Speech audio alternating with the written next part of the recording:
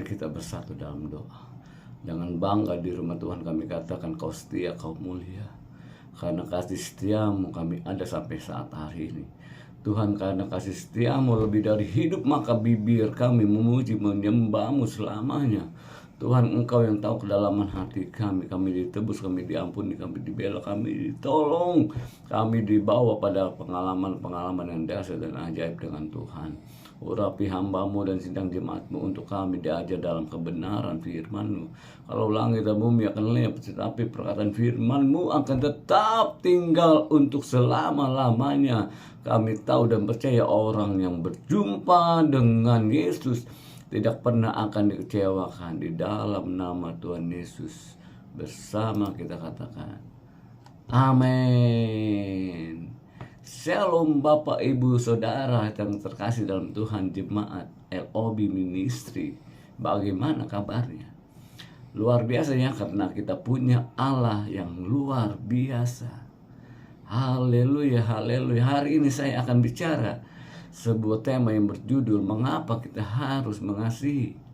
Yang bawa Alkitab, buka Alkitabnya, Alkitabnya ada di HP, buka gadgetnya. Karena zaman sudah canggih, satu kali suami istri komunikasinya enggak lagi telepon-teleponan, tapi lewat WhatsApp atau WA. Setiap hari WA-an, tapi suami istrinya ada aturan main di dalam rumah tangganya. Pokoknya malam kalau mau tidur handphone harus dimatikan. Nah, pas mau tidur istri lupa HP-nya lowbat, dicas dalam kondisi on atau hidup. Dan 1 jam berlalu istrinya sudah tidur, tapi suaminya belum bisa tidur. Tiba-tiba ada WhatsApp masuk, saudara. Ting tong, ting tong, ting tong. Waduh, lalu suaminya langsung mikir, istriku nggak tahu aturan rumah tangga. HP-nya nggak dimatikan. Dan yang kedua, suaminya kepo, siapa tengah malam begini kirim-kirim berita WA. Diambillah HP istrinya yang lagi di charge itu, lalu dibaca pula, dan betapa kagetnya di HP istrinya ada tulisan "You are beautiful". Terbakarlah api cemburu, Bapak Ibu Saudara. Tengah malam ada yang kirim tulisan "You are beautiful". Dibangun nih istrinya. Mama bangun, mama bangun, katanya. Mama sudah nggak taat aturan rumah tangga yang sudah kita sepakati. Kenapa sih Pak, katanya istrinya, ini HP mama tidak dimatikan. Oh ya udah kalau begitu maaf Pak, ya sudah dimatikan saja. Mama mau lanjut tidur lagi nih, katanya. Oh ntar dulu. Yang kedua lebih penting, di HP mama tengah malam begini ada yang bilang "You are beautiful". Mama sudah nggak benar di dalam pernikahan. Lalu istri marah, Bapak Ibu Saudara. Dia bilang, Papa ngomong apa sih? Katanya, ini buktinya. Kaget juga istrinya, lalu diambil HP-nya. Diambil serta baca tuh, saudaraku, kepala istrinya kemudian dikeplak. Loh, kok kenapa kepala aku yang dikeplak? Lalu istrinya dengan santai bilang begini, makanya kalau baca diambil dulu kacamatanya. Ini bacaannya bukan "You are beautiful", tetapi "Your battery is full", Bapak Ibu Saudara. Haleluya, haleluya. Yuk kita buka kitab kita dalam Yohanes 13 ayat 34 sampai 35. Beginilah firman Tuhan, "Aku memberi perintah baru kepada kamu, yaitu supaya kamu saling mengasihi. Sama seperti aku telah mengasihi kamu, demikian pula kamu harus mengasihi." 35, "Dengan demikian semua orang tahu bahwa kamu adalah murid-muridku, yaitu jikalau kamu saling mengasihi. Yang berbahagia adalah kita yang mendengarkan firman dan menyimpannya dalam hidup kita sehari-hari." Sebuah survei diadakan secara ilmiah di Amerika Serikat terhadap diri seorang perempuan. Ternyata kalau seorang perempuan kekurangan kasih sayang dalam dirinya, atau seorang wanita tidak menerima yang namanya kasih sayang atau menerima sedikit kasih sayang, maka wanita tersebut akan punya masalah secara fisik. Wanita atau perempuan yang kurang kasih sayang atau menerima sedikit kasih sayang, resikonya terhadap kanker peranakan, resikonya terhadap kanker payudara, resikonya terhadap kanker rahim lebih besar 2,4 kali. Riset ini membuktikan juga kalau seorang perempuan tidak menerima kasih sayang karena suaminya sering kali ngomong nggak jelas, Bapak Ibu Saudara, kalau panggil istrinya teriak-teriak, Pak Pendeta. Ada suami kalau ngomong sama istrinya begini, nggak jelas katanya. Resikonya lebih besar 5 kali. Survei ilmiah diadakan juga di Amerika Serikat. Tingkat kematian pada pria, ternyata pria yang merokok namun pria ini menikah. Tingkat kematian sama dengan pria yang tidak merokok tapi pria ini tidak menikah atau duda, Bapak Ibu Saudara. Kita tahu kan kalau orang merokok pasti nyawanya katanya lebih pendek daripada orang yang tidak merokok. Makanya saudara-saudara, kalau orang yang merokok dia ambil asuransi jiwa lebih mahal bayarnya. Kenapa? Karena satu batang rokok 15 menit nyawa terpotong, Bapak Ibu Saudara. Tapi jemaat LOB tidak ada yang merokok. Semuanya jemaat yang baik-baik saja. Tapi jemaat zaman now suka debat sama namanya pendeta, Bapak Ibu Saudara. Di mana ayatnya katanya dilarang merokok dalam Alkitab? Saya bilang kalau kamu cuma cari kata dilarang merokok, nggak usah cari di Alkitab. Pergi saja ke pom bensin, di situ ada tulisan besar di tembok dilarang merokok. Aduh, capek deh sama ngomong sama orang seperti ini. Tetapi riset membuktikan saudara, pria-pria yang merokok namun sudah menikah tingkat kematian sama dengan pria yang tidak merokok. Tapi pria ini tidak menikah atau duda. Kenapa? Karena ternyata hasil riset membuktikan, penelitian membuktikan bahwa kasih sayang sangatlah penting. Untuk membuat kita sehat, ternyata dukungan sosial atau kasih merupakan prediktor terbaik bagi kesehatan. Yang terbaik lebih baik ketimbang kesehatan apapun termasuk diet dan olahraga.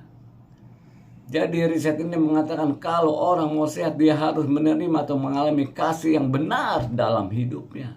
Wow. Orang pikir kita sehat, kita ikut yang namanya diet Deddy Corbuzier. Itu yang namanya OCD atau Obsessive Corbuzier Diet. Kita tidak makan, Pak, katanya.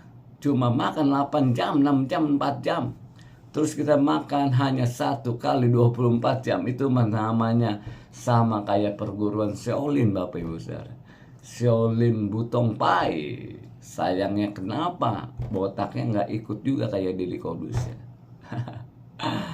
Tapi ternyata yang namanya olahraga, diet kalah sama yang namanya kasih sayang. Yale University, kampus kedua terbaik setelah Harvard University, bikin riset terhadap 119 pria dan 40 wanita.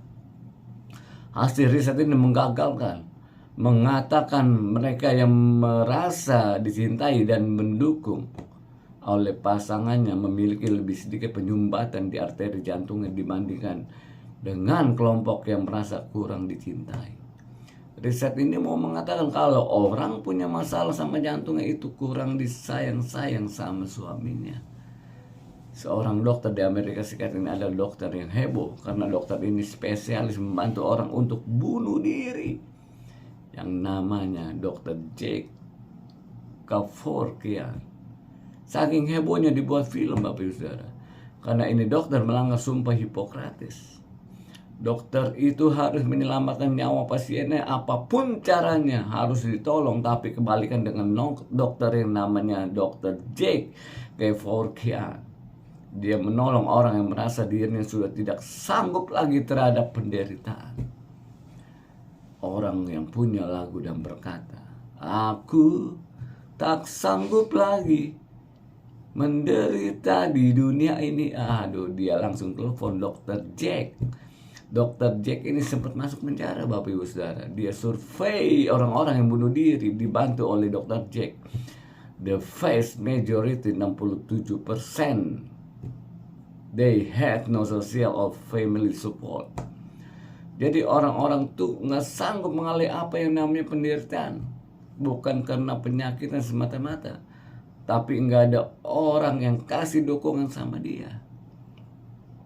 Nggak ada orang yang ngomong sama dia, gue doain lo biar lo suka sembuh. Nggak ada orang yang berkata, gua bawa ya masa lalu ke dalam doa. Karena setiap hari gua berdoa. Tidak ada Bapak Ibu Saudara. Saya mau tanya sama saudara, siapa yang mau sehat? Nggak cukup yang namanya diet Deddy Corbuzier, tapi harus punya yang namanya kasih sayang. Karena kalau kita bicara tentang kasih, ini perintah Tuhan Yesus. Jelas Tuhan Yesus katakan dalam Yohanes 13 ayat 34. Aku memberi perintah baru kepada kamu, yaitu supaya kamu saling mengasihi. Sama seperti aku telah mengasihi kamu, demikian pula kamu harus saling mengasihi. Ini ayat buat saya sudah familiar, tapi saya coba menggali ternyata kata baru. Di situ dipakai sebuah istilah kata Yunani, Bapak Ibu Saudara. Kata baru bahasa Yunani ada dua.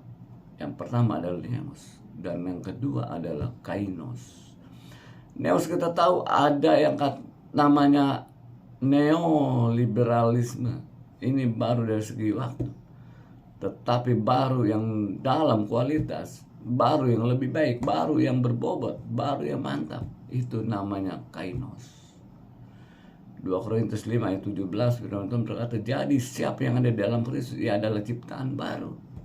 Yang lama sudah berlalu, sesungguhnya yang baru sudah datang.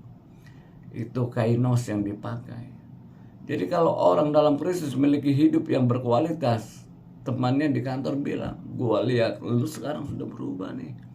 Dulu kalau ngomong kebun binatang dipindahin di mulut lu, tapi sekarang kok lu lain. Iya, gua sekarang sudah lain karena Tuhan sudah rubah hidup gua.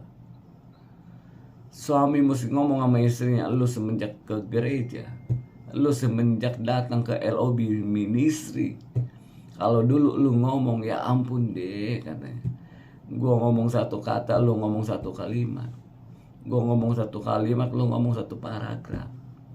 Gua baru satu paragraf, lu ngomong satu bab. Gua ngomong satu bab, lu ngomong satu buku. Gua ngomong satu buku, lu ngomong berbuku-buku. Aduh, itu kainos. Di dalam Tuhan harus ada perubahan dan pembaru. Ini perintah baru. Kenapa? Saya lihat saudara di dalam Alkitab Tuhan Yesus pernah berfirman begini, Matius 5 ayat 38. Kamu telah mendengar firman, mata ganti mata dan gigi ganti gigi. Ini hukum Taurat, ini perintah lama. Tapi perintah baru kita masuk dalam Matius 5 ayat 39. Yang berkata, tetapi aku berkata kepadamu, janganlah kamu melawan orang yang berbuat jahat kepadamu. Melainkan siapapun yang menampar pipi kananmu, berilah juga kepadamu pipi kirimu. Kenapa yang konflik di Afrika Utara sama Timur Tengah nggak selesai-selesai? Bahkan bisa merembet ke seluruh wilayah Timur Tengah dan Afrika Utara. Saya kasih pertanyaan buat saudara, karena dia pakai yang namanya hukum Taurat, mata ganti mata, gigi ganti gigi. Ini kalau dalam ilmu psikologi kita sebut defense mechanism atau mekanisme pertahanan. Apa tuh? Kalau orang diserang dia akan bela diri. Itu hakikat manusia yang berdosa, Bapak Ibu. Tapi saudara ingat dalam Kejadian 3, ketika Adam dan Hawa jatuh ke dalam dosa, Tuhan tanya sama Adam, kenapa dirintanya? Adam enggak ngaku dosa. Adam salahin Hawa dan bilang, karena perempuan yang kau tempatkan di sisiku maka aku berdosa. Tuhan tanya pada si Hawa, Bapak Ibu Saudara. Hawa berkata, karena ular yang memperdaya aku. Puji Tuhan, ular tidak ditanya. Kalau ular ditanya, ular tunjuk lagi kepada Adam, maka kitab Kejadian bisa jadi ada 75 pasal. 25 pasal isinya tuding-tudingan, Bapak Ibu Saudara.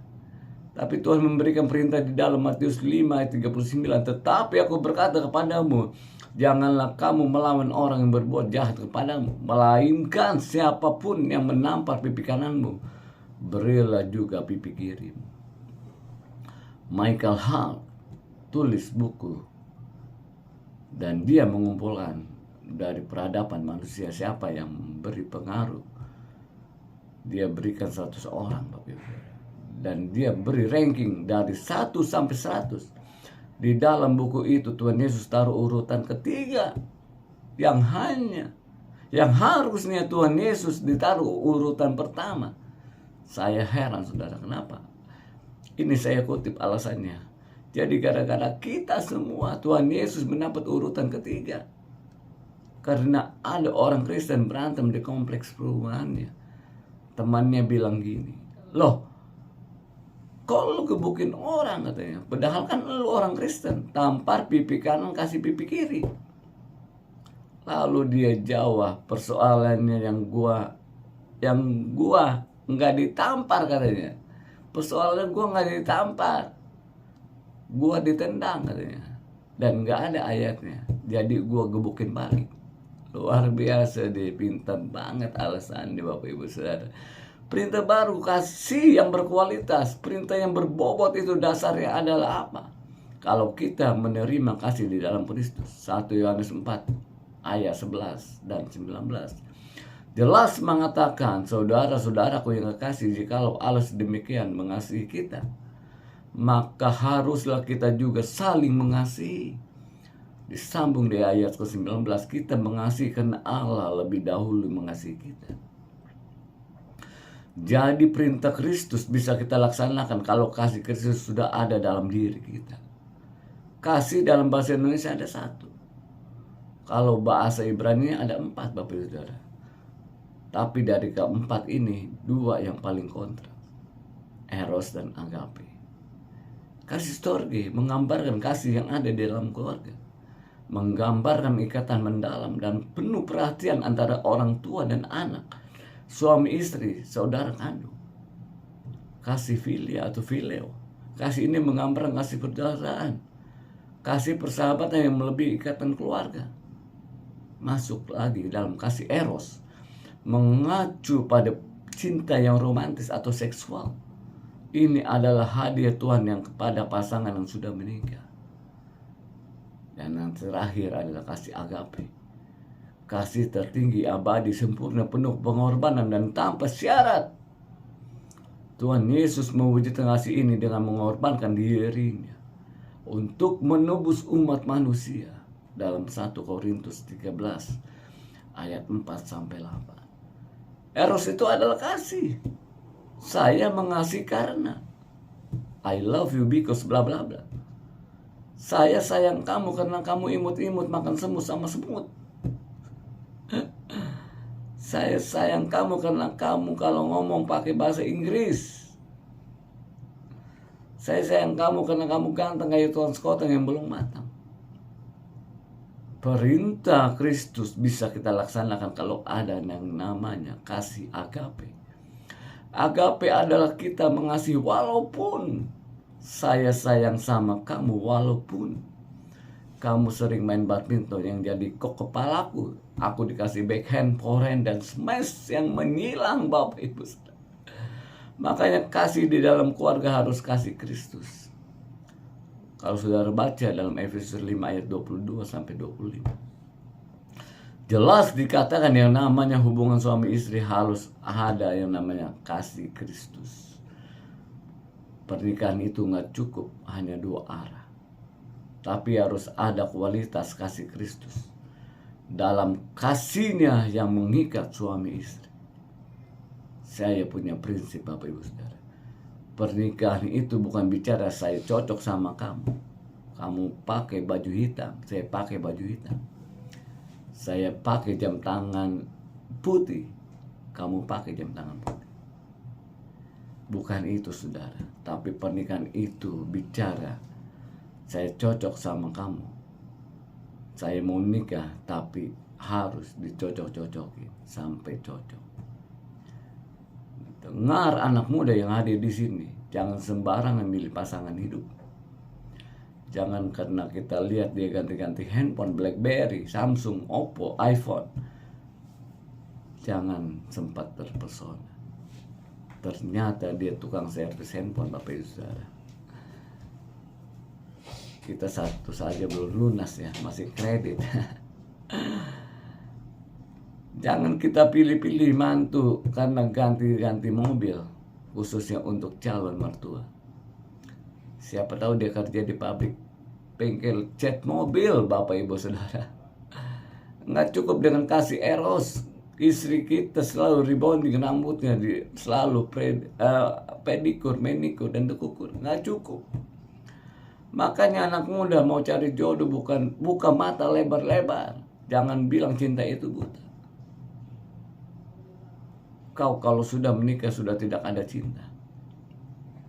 Cinta itu 5 tahun pertama saja. Setelah itu cinta akan pudar. Disitulah komitmen akan diuji. Ganti cinta itu naik level menjadi kasih. Cinta itu cenderung menuntut. Kalau yang dituntut sudah tidak ada, maka pudar cinta itu. Kasih itu memberi tanpa berharap, Bapak Ibu Saudara. Makanya Tuhan Yesus mengasihi kita hingga Dia memberikan anaknya yang tunggal untuk menebus dosa umat manusia, menebus saudara dan saya. Mengapa kita harus mengasihi? Karena ini perintah baru, ini perintah Tuhan Yesus, perintah yang berkualitas. Dan kualitas kasih dari Tuhan Yesus itu harus kita miliki di akhir zaman. Matius 24 ayat 12. Tuhan Yesus sudah menubuatkan di akhir zaman ini kasih menjadi dingin. Itulah sebabnya Rasul Paulus berdoa untuk jemaat di Tesalonika, berdoa buat gereja Tuhan. Kita pun juga harus berdoa seperti yang di dalam 1 Tesalonika 3 ayat 12 katakan. Dan kiranya Tuhan menjadikan kamu bertambah-tambah dan berkelimpahan dalam kasih seorang terhadap yang lain. Dan terhadap semua orang sama seperti kami juga mengasihi kamu. Alasan yang kedua mengapa kita harus mengasihi. Kesaksian sebagai murid Kristus. Ayat 13 berkata dalam Yohanes 13 ayat 35. Dengan demikian semua orang akan tahu bahwa kamu adalah murid-murid, yaitu jikalau kamu saling mengasihi. Richard Olon menulis, murid adalah orang yang selalu mengikuti orang lain, yang selalu dekat dengan orang lain. Saya senang dengan istilah disciple. Kata Yunani adalah matates. Was one who attached himself. Orang yang selalu menempel atau berdekatan, selalu terkait dengan seorang untuk mendapatkan hal-hal yang bersifat praktis, theoretical, praktikal, entah itu melalui pengajaran atau melalui pengalaman. Saya baca dalam Alkitab proses pemuridan Tuhan Yesus ada 4 langkah. Yang pertama, I do it, your words. Ketika Tuhan Yesus mengajar murid-murid, Tuhan Yesus selalu berkata, belajarlah kepadaku, karena aku lemah lembut dan rendah hati. Jadi Tuhan Yesus jadi teladan. I do it, your words. Yang kedua, we do it together. Ketiga, you do it, I words. Tuhan Yesus mengutus murid-muridnya, menyuruh murid-muridnya mempraktekkan apa yang Tuhan Yesus ajarkan, dan Tuhan Yesus melihatnya. Dan yang keempat, you do it alone. Lakukan sendiri. Tuhan Yesus naik ke surga, murid-muridnya melaksanakan apa yang Tuhan Yesus telah ajarkan berdasarkan Matius 28 ayat 19 sampai 20. Apa artinya? Seorang murid itu harus mengalami impartasi hidup dari gurunya. Jadi kalau orang berkata saya murid Kristus, itu artinya hidup Kristus harus dinyatakan dalam diri kita. Makanya istilah Kristen kalau kita buka dalam ensiklopedia adalah Kristen dalam bahasa Yunani, Kristionia, yang artinya budak, pengikut atau orang yang berkomitmen dengan Kristus. Kristen artinya orang berbicara, bertingkah laku, bersifat seperti Kristus. Kristen bukan berarti orang harus punya salib. Kadang-kadang kita ngomong dia Kristen loh, karena dia punya salib gede, dan kalau jalan sampai bongkok. Dia Kristen loh, kalau jalan kesangkut dia bilang glory haleluya maranatha soli Deo. Kristen bukan aksesoris. Kristen bukan aksesoris, Bapak Ibu Saudara. Kristen bukan pakai nama Alkitab semata-mata. Teman saya dibesarkan dalam keluarga Kristen, kakaknya bernama Paulus, adiknya bernama Samuel, yang kembar bernama Yakobus dan Yohanes. Semua di rumah nama Alkitab, bahkan anjingnya pun dikasih nama. dikasih nama Herodes, Bapak Ibu. Yang penting adalah hidup Kristen ada di dalam diri kita. Tapi Mahatma Gandhi pernah berkata, I like your Christ, but I don't like your Christian. Mahatma Gandhi berkata seperti itu.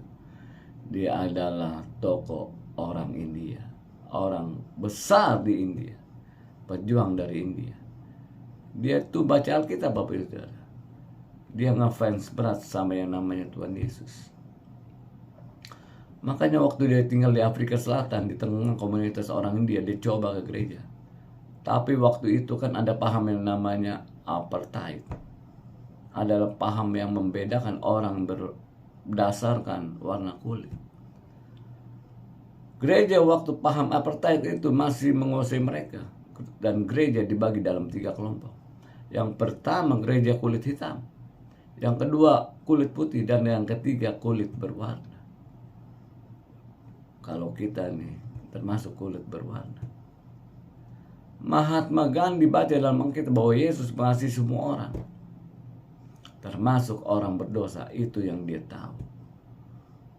Jadi dia masuk gereja kulit putih, Bapak Ibu Saudara. Kalau saudara tadi masuk, mungkin ada asar di depan. Pasti asar di LOB Ministry sangatlah ramah, sangatlah baik, murah senyum. Kemudian Mahatma Gandhi masuk ke dalam gereja kulit putih. Welcome. Tapi pada waktu Mahatma Gandhi masuk ke dalam gereja kulit putih, asarnya cegat dia di depan pintu, Bapak Ibu, dan berkata, sorry, this church is not for you.